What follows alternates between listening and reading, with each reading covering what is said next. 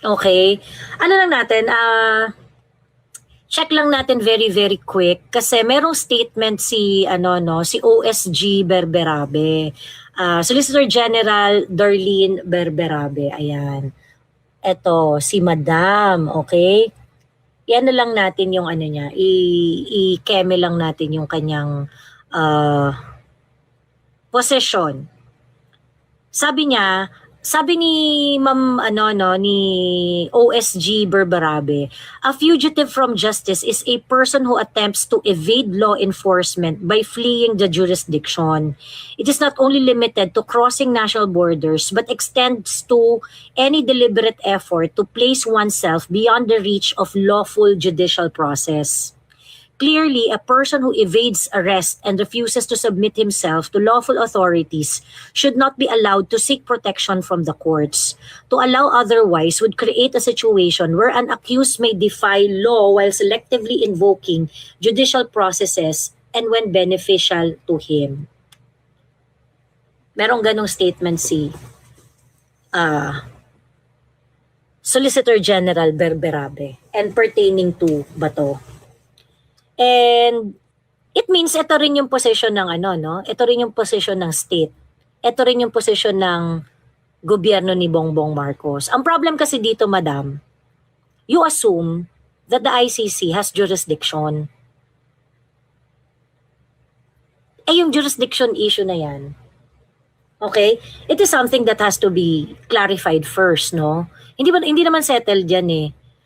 Pangalawa, let us say, okay, as a Filipino with no membership in the ICC, ang interpretation po natin dapat ng ating mga foreign relations is something that will not diminish our sovereignty.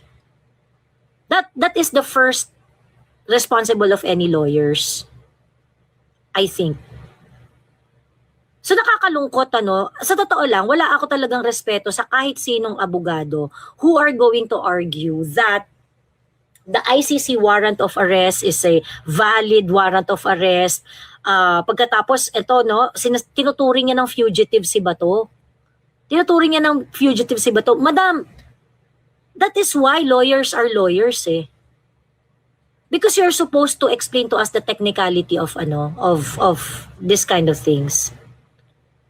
A warrant of arrest issued by a foreign court na hindi na natin kinikilala ngayon is something that should be validated within our judicial system. So what I don't understand, bakit automatic sa inyo nakilalanin na itong issuance ng isang korte na hindi part ng judicial system ng Pilipinas is something that we can enforce on face value. And yung parang, you do not even, may premium eh, binibigyan nyo agad ng premium eh. But parang mas faithful pa kayo sa ICC, sa Rome Statute kaysa sa Constitution natin. Which is also go against them. Because the Rome Statute in itself requires that if there would be any arrest, the person who's going to be arrested must be presented to a local competent authority. And in the Philippines, the local competent authority is the Philippine Court. Because our Constitution says na ang warrant of arrest dito sa Pilipinas can only be issued by a judge. Yun lang po yung, hindi naman po vinest yung kapangyarihan na yan to someone else. Okay? What is happening to Bato is this. Merong manhunt kay Bato. Yun ang nangyayari ngayon. Because you believe that the warrant of arrest of Bato is something that you can enforce immediately. And you do not make any effort to correct it by going through proper channels. Ayan. Sabi ni Attorney Vista, the Solicitor General Darlene Berberabe recently stated that a fugitive from justice is a person who attempts to evade law enforcement by placing himself beyond the reach of lawful judicial process. She further said that a person who evades arrest and refuses to submit himself to lawful authorities should not be allowed to seek protection from the courts. It sounds persuasive. However, under Philippine constitutional law, her definition appears to bend the concept of fugitive from justice beyond its judicial meaning. Fugitive is always connected to courts. Under Philippine law, a person becomes fugitive from justice when he evades a warrant issued by a competent Philippine court, refuses to submit himself to the jurisdiction of Philippine courts, or escape after already falling under the lawful custody of jurisdiction of a Philippine court. So sabi ni Attorney Vista, para maging pugante ka, may dalawang paraan para maging pugante ka. Merong valid na warrant of arrest sa'yo. Okay? May valid na warrant of arrest sa'yo. Pagkatapos, nire-refuse mo na isubmit yung sarili mo dun sa jurisdiction ng Philippine court na nag-issue ng warrant of arrest sa'yo. That's the first instance. Second is, kung tumakas ka. Let's say na aresto ka na, pagkatapos tumakas ka. That makes you a pugante. So, ibig sabihin, merong valid arrest, na-aresto ka na, nasa custody ka na ng lawful authorities, tapos umalis ka, tumakas ka. So, yun yung instances na pwede kang maging pugante sa Pilipinas. The common factor is always the same, evasion of judicial authority. Ayaw mong magpasailalim sa kapangyarihan ng hudikatura. Okay? Even in warrantless arrest, such as arrest in flagrante delicto, under Rule 113 of the Rules of Criminal Procedure, the person arrested must still be brought before a prosecutor for inquest and eventually before a court. The entire criminal process ultimately falls under judicial supervision. That is why fugitivity is fundamentally connected to courts, not merely to police officers or executive authority. That is a very strong point. So, ang sabi ni Attorney Vista, kahit nga yung mga warrantless arrest okay? Yung caught red-handed, 'di ba? Yung mga caught red-handed, kapag ka nahuli mo yan, kailangan mong daling yan sa prosecutor para sa inquest, and then eventually, saka mo dadalhin sa proper court. So, ano ibig sabihin? 'Di ba, the entire process is supervised by our judicial system, is under our judicial system. 'Di ba? Yung criminal process, the entire criminal process is within our judicial system. And because of this, sinasabi ni Attorney Vista na ang pagiging pugante, hindi mo siya po pwedeng i-equate sa mga pulis lamang, sa mga pulis na naghahanap ng gusto nilang maaresto, or sa trip ng presidente or ng kahit sinong executive authority. Hindi pwedeng ganun. Okay? The Constitution places courts at the center. There is a constitutional reason for this, sabi nga ni Attorney Vista. Section 2, Article 3 of the 1987 Constitution, no warrant of arrest shall be issued. No warrant of arrest shall issue except upon probable cause to be determined personally by the judge. Meanwhile, Article 8, Section 1 vests judicial power in Philippine courts. So, dalawa yung basihan dito. Ang judicial power natin ay nasa Philippine courts, at ang warrant of arrest can only be issued upon probable cause determined personally by a judge. Under the Constitution, deprivation of liberty is ultimately supervised by courts. Warrants are issued by judges, criminal prosecutions are handled by court, even warrantless arrest must eventually be subjected to judicial proceedings. Thus, the phrase fugitive from justice necessarily refers to a person evading judicial authority exercised within the Philippine legal system. So, hindi po pwedeng naghahanap lang si Matibag Hindi rin po pwede yung sa interview ni sa interview ni Torre, ni Nicolas Torre sa Bilyonaryo. Sabi niya, hindi kasi ako trabaho ko lang mag-aresto eh. Kung valid yung warrant or invalid yung warrant, it's not my business anymore. Of course, it is your business. Because you must have a proper knowledge whether or not you are enforcing a valid warrant of arrest o hindi. Itong si Torre, bulok talaga to and I cannot respect this person ever. Doon sa interview niya sa Bilyonaryo, sabing gano'n ni Torre, no? Hindi kasi ako implement ko yan. Ngayon, hindi ko naman trabaho na i-determine kung valid yung warrant of arrest o hindi. Yeah, oo, hindi ikaw ultimately because pagka challenge yan, court ang magde-decide. But as someone who's implementing a warrant of arrest, you should know the basics. And the basics has constitutional foundation. The ICC warrant is not a Philippine court warrant. The problem with Solicitor General's statement is that it treats any resistance to arrest as equivalent to fugitivity.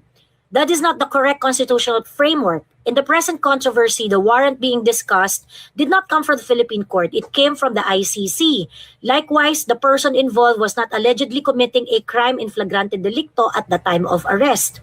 Thus, ordinary constitutional basis for classifying a person as a fugitive from justice under Philippine law are not automatically present. An ICC warrant is not the same as a warrant issued by a Philippine court exercising jurisdiction under the Constitution. And this should be very, very important. Kasi yung korte na nag-i-issue ng warrant of arrest is a court na merong jurisdiction din dun sa kaso ng tao na yun.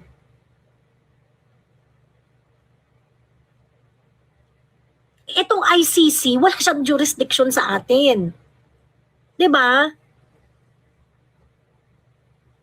The ICC warrant is not the same as the warrant issued by the Philippine court exercising jurisdiction under the Constitution. That distinct matters because the Constitution itself requires judicial participation in processes involving deprivation of liberty within Philippine territory. A person may still invoke courts. A person who questions the legality or enforceability of an arrest before Philippine courts is not automatically a fugitive from justice. Invoking constitutional remedies, questioning the legality of a warrant, and asking courts to determine whether constitutional safeguards have been followed are themselves part of constitutional process. Under Philippine constitutional law, fugitivity is ultimately about evading lawful jurisdiction and authority of courts within the Philippine judicial system. I also want to point out one thing. Are they giving space to Senator Bato na, sige, linawin natin, papayag ako sa inyo na arestuhin niyo ako, pero kailangan maghintay kayo ng desisyon ng Supreme Court. Kasi may mga kaso na Bato sa Supreme Court eh. Kapag napa-issue ninyo at valid, at sinasabi niyo merong jurisdiction sa akin ng ICC, at mapa-issue niyo ng warrant of arrest ang Philippine Court, sasama ako sa inyo. Ang tanong, bibigyan niyo ba ng panahon si Senator Bato na i-exercise niya yung karapatan niya dito sa Pilipinas na mag-seek ng remedy dyan sa putang inang warrant of arrest ninyo? At kung sakaling magdesisyon, kung kunwari, hindi niyo siya pagbibigyan, hindi, dadalhin ka muna namin sa ICC. Kung manalo siya sa Pilipinas, kaya niyo bang iuwi si Bato dito sa Pilipinas? Ang ina-argue niyo nga kay PRRD, ay hindi, moot na, 'di ba? Kasi wala na siya sa Pilipinas eh.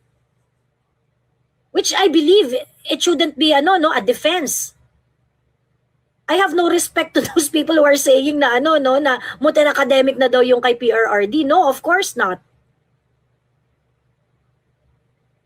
The court must still decide. Ano ang legal basis ng pagkidnap ninyo kay PRRD?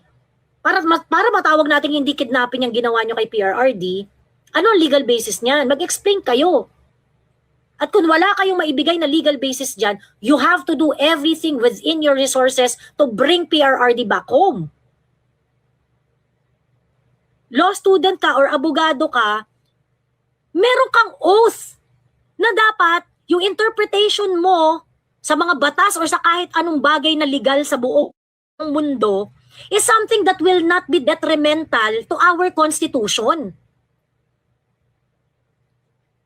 Hindi ko maintindihan dito sa mga abogadong ito na bakit ang ginagamit nilang lente sa pag-intindi ng karapatan ng Pilipino ay yung merong nade-derogate yung karapatan ng mga Pilipino gamit ang yardstick ng Bill of Rights ng ating konstitusyon.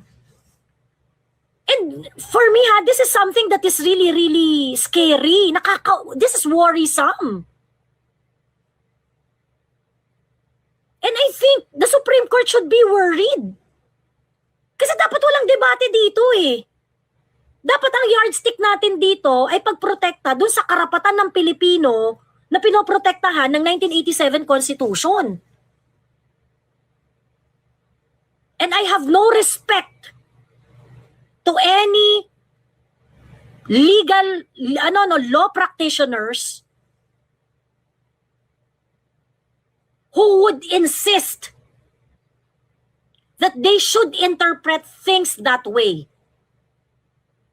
The state shall pursue an independent foreign policy. In its relation with other states, the paramount consideration shall be national sovereignty, territorial integrity, national interest, and the right to self-fucking determination. What is ICC? Whether or not we're going to join that fucking organization, that is a foreign policy. That is a foreign policy. Right? Ang sabi dun sa state policy natin under our constitution, we shall pursue independent foreign policy. And if we are going to have any relationship or construe any relation with other states, treaty to di ba? Treaty to. So relationship mo to doon sa mga bansa na papasok din sa treaty na yan. Paramount consideration shall be national sovereignty, territorial integrity, national interest, and the right to self-determination. So I do not understand. Please help me understand. Bakit ang isinasabuhay ninyo na naniniwala na dapat isuko si Bato dahil meron siyang valid, dahil meron kuno siyang warrant of arrest sa ICC, ay yung i-interpret niyo yan ng that way na ang daming conflict dito sa mga local laws natin.